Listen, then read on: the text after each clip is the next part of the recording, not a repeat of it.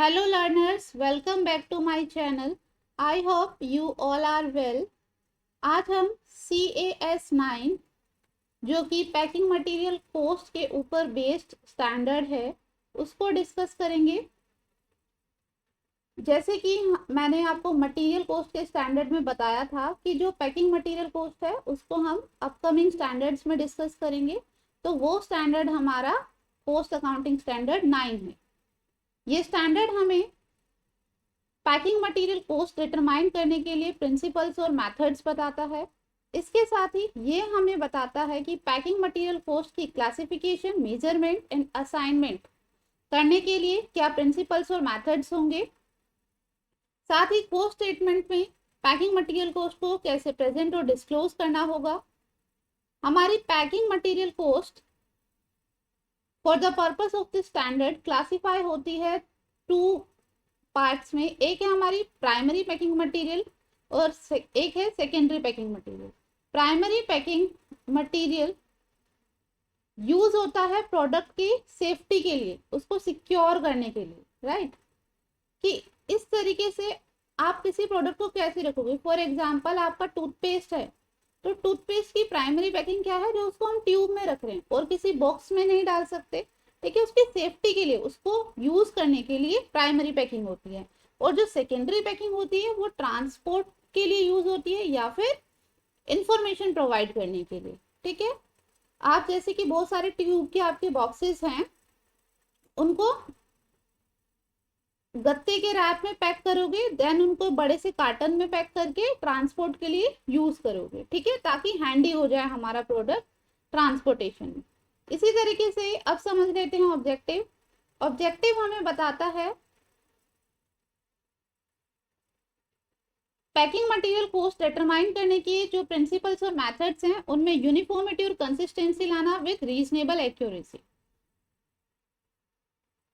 Scope apply होता है उन कॉस्ट स्टेटमेंट पर जहां पर हमें classification, measurement, assignment, presentation and disclosure of packing material including those requiring attestation की जरूरत होती है।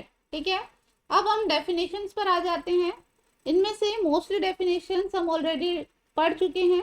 अब हम सिर्फ वही डेफिनेशन समझेंगे जो न्यू है। ठीक है,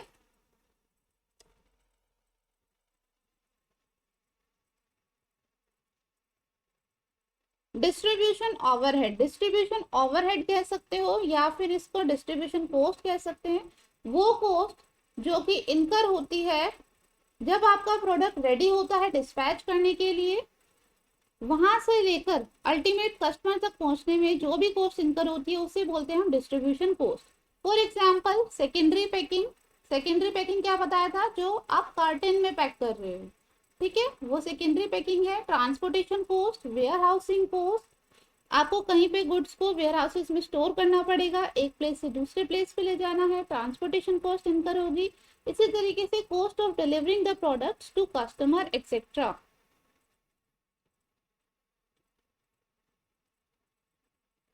packing material, material use to hold, identify, describe, store, protect, display, transport, promote and make the product marketable and communicate with the consumer.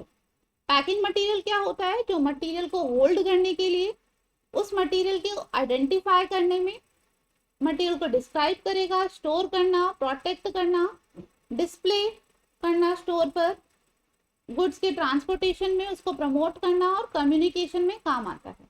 ठीक है, अब हम समझ लेते हैं डिफेक्टिव्स। पैकिंग मटेरियल में दो तरह के डिफेक्टिव हो सकते हैं। डिफेक्ट बोलते हैं जब हमारी क्वालिटी स्टैंडर्ड से मैच नहीं होती है। डिफेक्ट के ऊपर हम दो तरीके से काम कर सकते हैं। एक है रीवर्क। रीवर्क मतलब क्या है, आप डिफेक्टिव्स के ऊपर एडिशनल रिसोर्सेज लगाओगे और आपका प्रोडक्ट मैच हो जाएगा क्वालिटी स्टैंडर्ड से।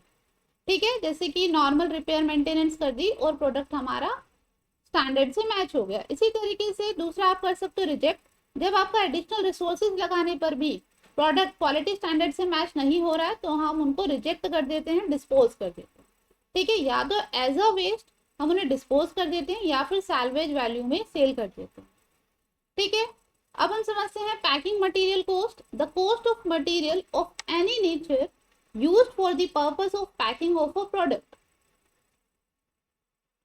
किसी भी नेचर का मटेरियल कॉस्ट जो कि प्रोडक्ट को पैक करने में यूज हो रहा है उसे हम बोलते हैं पैकिंग मटेरियल कॉस्ट।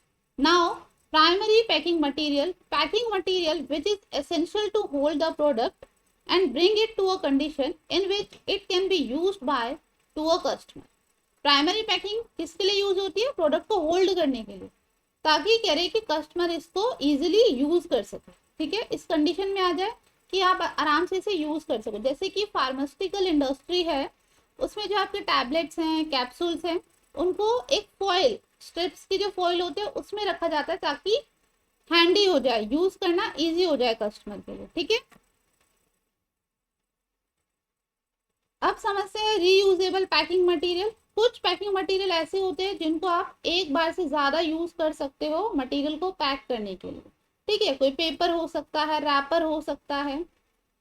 इसी तरीके से स्क्रैप क्या होता है? Discarded packing material. एक ऐसा पैकिंग मटेरियल जिसको आप कह रहे कि एज ए स्क्रैप कूड़े के भाव बेच रहे हो, having some value in a few cases and which is usually either disposed of without further treatment or reintroduced into the production of packing material। या तो आप उसे फर्दर ट्रीटमेंट किए बिना डिस्पोज कर देते हो, बेच देते हो एज अ स्क्रैप, या फिर आप उसे दोबारा से अपने पैकिंग मटेरियल में as a raw material use करते हो।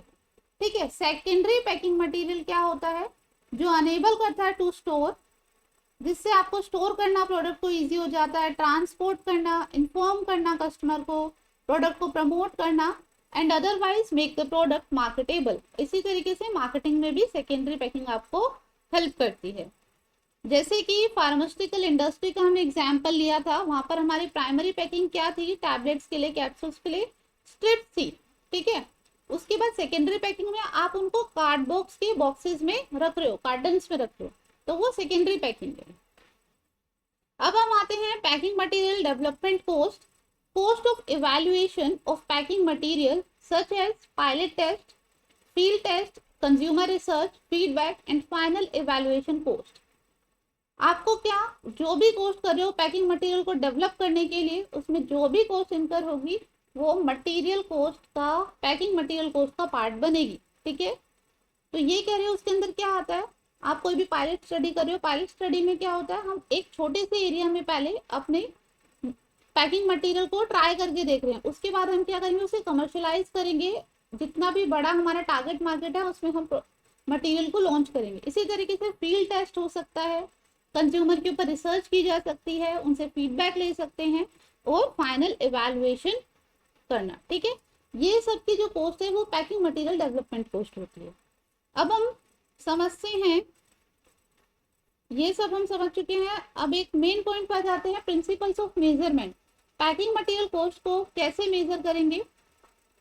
Valuation of receipt of packing material. जब पैकिंग मटेरियल रिसीव होता है तो उसकी वैल्यू हम करेंगे परचेज प्राइस पर, जैसे कि हम अदर अपने स्टैंडर्ड्स में भी करते हुए आए हैं। ये जस्ट लाइक मटेरियल कॉस्ट वाले स्टैंडर्ड की तरह है, बस यहाँ पर उसकी जगह पैकिंग मटेरियल यूज हो रहा है। वहां पे भी हमने मटेरियल कॉस्ट को परचेज प्राइस पर लिया था। साथ में हम इंक्लूड करेंगे duties and taxes, freight inward, insurance and other expenditure directly attributable to procurement, minus होगा उसमें से net of trade discount, rebates, taxes and duties, refundables और to be credited that can be quantified at the time of acquisition. इसी तरीके से finance cost जो directly इनकर हुई है पैकिंग मटेरियल कॉस्ट से रिलेटेड, पैकिंग मटेरियल कॉस्ट को लाने के लिए अगर कोई फाइनेंस कॉस्ट इनकर हुई है तो वो पैकिंग मटेरियल कॉस्ट का पार्ट नहीं बनेगी। अब हम समझते हैं सेल्फ मैन्युफैक्चर्ड पैकिंग मटेरियल क्या हो सकता है। हम अपने ऑर्गेनाइजेशन में या तो पैकिंग मटेरियल बाय कर सकते हैं और कभी कभी हम बाय ना करके यानी कि इन हाउस फैक्ट्री में ही पैकिंग मटेरियल को प्रोड्यूस करते हैं। तो उसमें हम क्या क्या लेंगे? Direct material cost, direct employ cost, direct expenses, job charges, factory overhead including share of administrative overheads comprising factory management and administration। इसी तरीके से research and development cost incur हुई है अगर डेवलप करने के लिए प्रोडक्ट और प्रोसेस। अगर valuation of captive consumption of packing material, अगर पैकिंग मटेरियल बन रहा है कैप्टिव कंजम्पशन के लिए, कैप्टिव कंजम्पशन मतलब in house, in house production के लिए आप अपनी ही ऑर्गेनाइजेशन की एक दूसरी यूनिट को पैकिंग मटेरियल सेल करोगे तो उसकी कैलकुलेशन होगी पैराग्राफ 5 के अकॉर्डिंग कॉस्ट अकाउंटिंग स्टैंडर्ड 4 के। ठीक है, अगर कोई नॉर्मल लॉस हो जाता है या स्पॉइलेज हो जाता है आपका पैकिंग मटेरियल का रास्ते में, तो उसकी ट्रीटमेंट कैसे होगी। फॉर एग्जाम्पल कह रहे कि ट्रांजिट से कोई मटेरियल आ रहा था 100 यूनिट्स, जिसमें से आपके 10 यूनिट्स रास्ते में गिर गई। ठीक है, तो जितनी यूनिट्स बची उस यूनिट पे एब्जॉर्ब होगा हमारा कॉस्ट ऑफ बैलेंस मटेरियल। ठीक है, 100 यूनिट्स हमारी 1 लाख की थी, तो पर यूनिट हम 100 से डिवाइड करके कैलकुलेट करते हैं, यहाँ पे हम 1 लाख को 90 से डिवाइड करके कैलकुलेट करेंगे। ठीक है, जितनी यूनिट्स बनी वो यूनिट्स अब हमारे बैलेंस को एब्जॉर्ब करेंगी। इसी तरीके से जो फॉरेक्स कंपोनेंट है, अगर आप इंपोर्ट करते हो पैकिंग मटेरियल को फॉरेन कंट्री से, तो जिस डेट पर ट्रांजेक्शन हुई है उस प्राइस को हम पैकिंग मटेरियल कॉस्ट मानेंगे।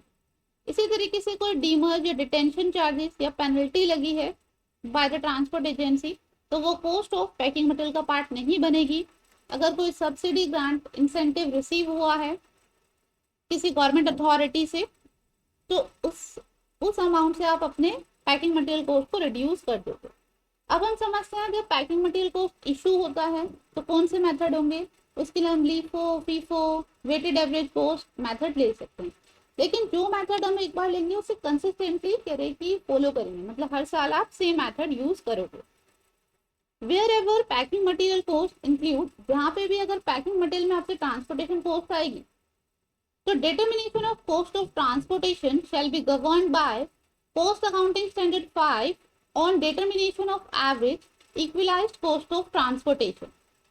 जहां पर भी आपकी अगर पैकिंग मटेरियल को लाने में या सेंड करने में ट्रांसपोर्टेशन कॉस्ट इनकर हुई है, तो उसकी ट्रीटमेंट आप कॉस्ट अकाउंटिंग स्टैंडर्ड 5 के अकॉर्डिंग करोगे। ठीक है, वो उस स्टैंडर्ड में जाएगी, पैकिंग मटेरियल कॉस्ट में इंक्लूड नहीं होगा। इसी तरीके से अगर कोई इंप्यूटेड कॉस्ट हुई है तो वो पैकिंग मटेरियल कॉस्ट में इंक्लूड नहीं होगी।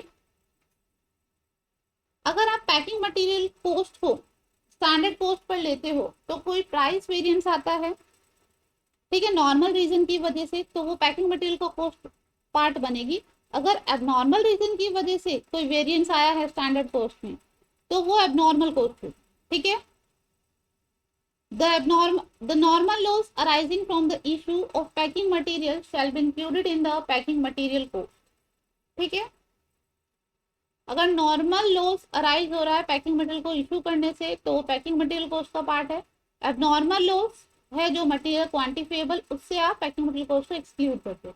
आपको कहने का मतलब सिर्फ नॉर्मल लॉस को अपनी कॉस्ट में लेना है, अब नॉर्मल लॉस को हम नहीं लेते। ठीक है, अगर कोई क्रेडिट रिकवरी हुई है in the nature of normal scrap arising from packing material, तो उतने से हम कह रहे कि अपने मटेरियल कॉस्ट को कम करते हैं। अब समझते हैं असाइनमेंट कैसे करना है। सिंपल सा है, अगर डायरेक्टली ट्रेसेबल है कॉस्ट ऑब्जेक्ट पर तो डायरेक्टली असाइन कर देंगे, डायरेक्टली नहीं है तो किसी बेसिस पर कर लेंगे।